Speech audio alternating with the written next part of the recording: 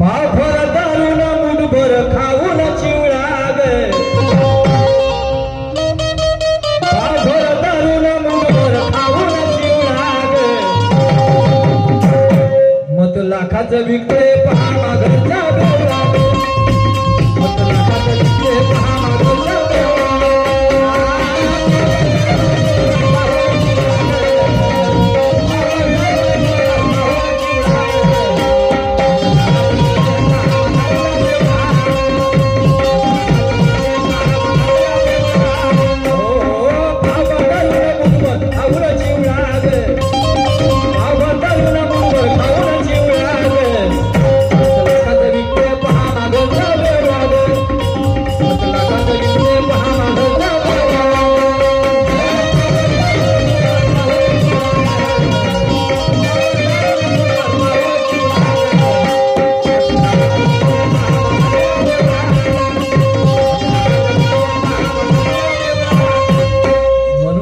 दिन येऊन नाही राहिले.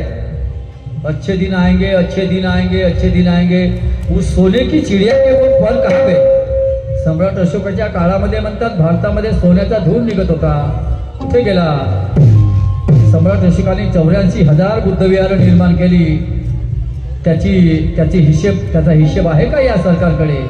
कुठे गेली ती. त्याचे परिवर्तन केल्या गेलं. कुणाला देवी बनवलं कुणाला कोणी काही बनवलं.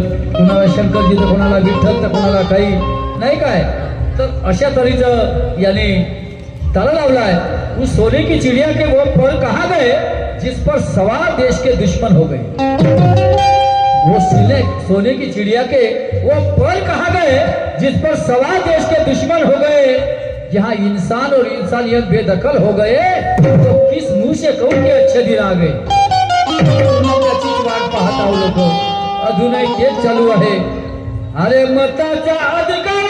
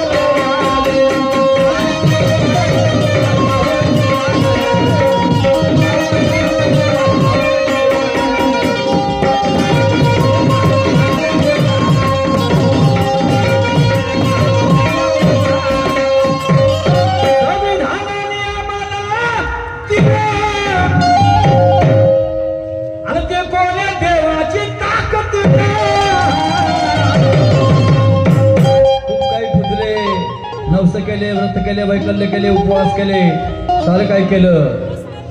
कोणी धावून नाही आलं. काहीच नाही झालं. संविधानाने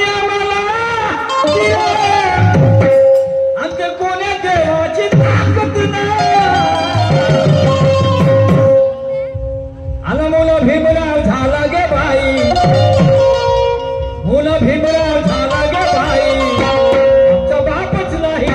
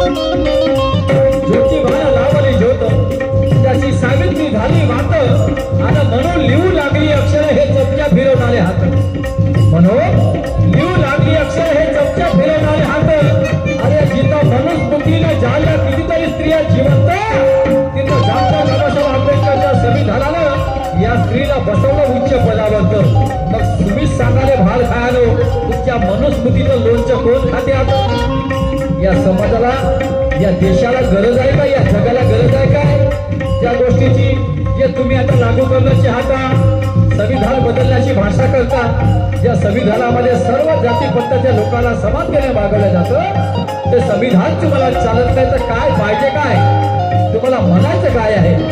पण हे सहज शक्य होणार नाही, कारण बाबासाहेबांची लेकरं अजूनही जिवंत आहेत, त्यांचे विचार मेलेले नाही आहेत. बोलतील नका समजू बाबासाहेबांच्या लेकरांना, अण्णाभाऊ साठेंच्या शिपायांना बोलतील नका समजू, पण आमच्यातच काही दोष आहेत ते आम्ही दूर करायला हवे. मला सांगा, आम्ही जातीनिहाय पुरुष वाटण्या करतो, महापुरुषांच्या वाटण्या आम्ही जातीनिहाय करतो. अण्णाभाऊ साठेंचं साहित्य हे फक्त काही मातक समाजासाठी होतं का? विचार करा, वाचा तुम्ही. चंद्रकांत वानखेडे साहेब लिहितात, आदरणीय अण्णाभाऊ साठेंचं साहित्य सन्माननीय गिरीजी गायकवाड साहेब सामाजिक कार्यकर्ता यांच्याकडून 50 रुपये आले. धन्यवाद. जय भीम, जय अण्णा, जय भाऊ. आणि म्हणून अण्णाभाऊ साठेंनी समस्त मानव जातीसाठी देशाला स्वातंत्र्य मिळालं. 15 ऑगस्ट 1970 औपचारिक स्वातंत्र्य. बरं, तुम्हाला या देशाच्या स्वातंत्र्याबद्दल अजूनही कल्पना नाही आहे. आपल्या देशाच्या स्वातंत्र्यामध्ये इंग्रजांशी अग्रीमेंट आहे, करार आहे. समजा काय, हे लक्षात ठेवा. तुम्हाला मांडलिक रूपाने स्वातंत्र्य मिळालेलं आहे. लई लोकांचे प्राण गेले असतील, पण तुम्ही विचार करा की खरं स्वातंत्र्य किती लोकांना आणि कोणाकोणाला मिळालं. खऱ्या अर्थाने स्वातंत्र्य या देशामध्ये कोण झाले याचा विचार आम्ही अजूनही करत नाही आहोत. सर्वसामान्य मनुष्य आजही या ठिकाणी गुलाम आहे, मानसिक गुलाम आहे, वैचारिक गुलाम आहे. तुम्हाला स्वातंत्र्याचे एवढे समाज हक्क आहेत, संविधानिक हक्क आहेत, तरी आम्ही ते हक्क अजून जाणून घेतलेला नाही, त्याच्यावर आम्ही लोक अंमल करत नाही. आणि म्हणून अण्णाभाऊ साठे फक्त मांडलिकापुरते राहिले, बाबासाहेब फक्त महारापुरते राहिले, शाहू महाराजाला कुणबी समाज ओळखायला तयार नाही आहे.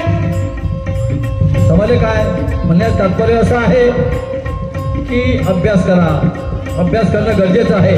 आपल्या मुलांना शिकवा, संस्कार पडा त्यांच्यावरती.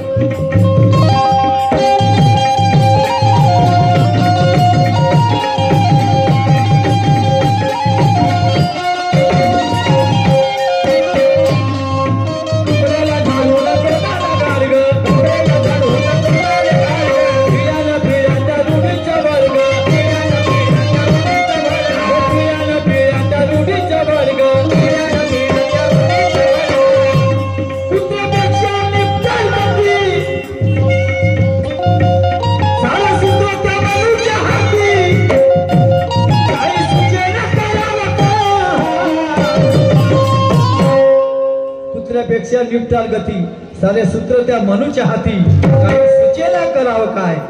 आला मोन भीमराव झाला गे भाई, मोन भीमराव झाला गे भाई, आमच्या बापाने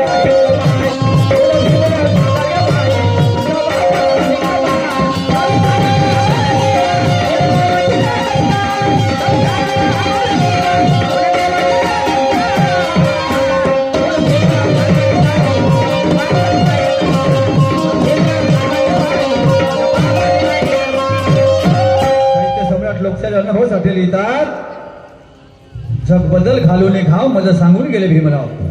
म्हणजे तात्पर्य बाबासाहेबांना आपला वैचारिक आदर्श मानत होते अण्णाभाऊ साठे.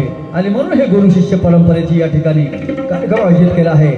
आम्ही आमच्या महापुरुषांना खऱ्या अर्थाने ओळखलेलं नाही आहे, आणि आम्ही ज्या दिवशी ओळखू त्या दिवशी आम्ही खऱ्या स्वातंत्र्याचा सूर्य बघू असं म्हणायला हरकत नाही. नंतर आज आम्ही खऱ्या अर्थाने गुलामीतच जीवन जगत आहोत असं म्हणायला काही हरकत नाही आहे. अजूनही महिलांवरती अत्याचार थांबलेले नाही, अजूनही गोरगरिबांवरती अत्याचार थांबलेले नाही. तुमचे कुठलेही काम तडीत जात नाही. हे मनमानी आहे, ही बेमनशाही आहे, ही हुकुमशाही आहे. खऱ्या अर्थाने जी मनुवादाच्या दृष्टिकोनातून राबवल्या जात आहे, या देशावरती थोपवल्या जात आहे, हे ओळखण्याची आम्हाला गरज आहे. आम्ही केव्हा ओळखू? ज्या दिवशी आम्ही खऱ्या अर्थाने जागृत होऊ. अण्णाभाऊ साठे ज्या दिवशी आम्हाला समजतील त्या दिवशी.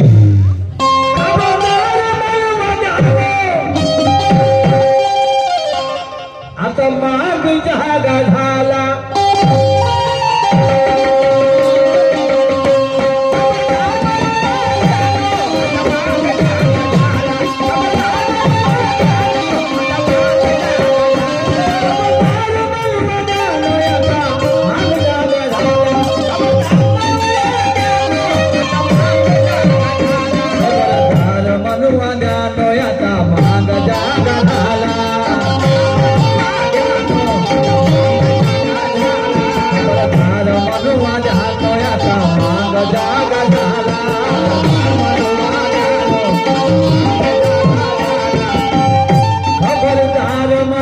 हात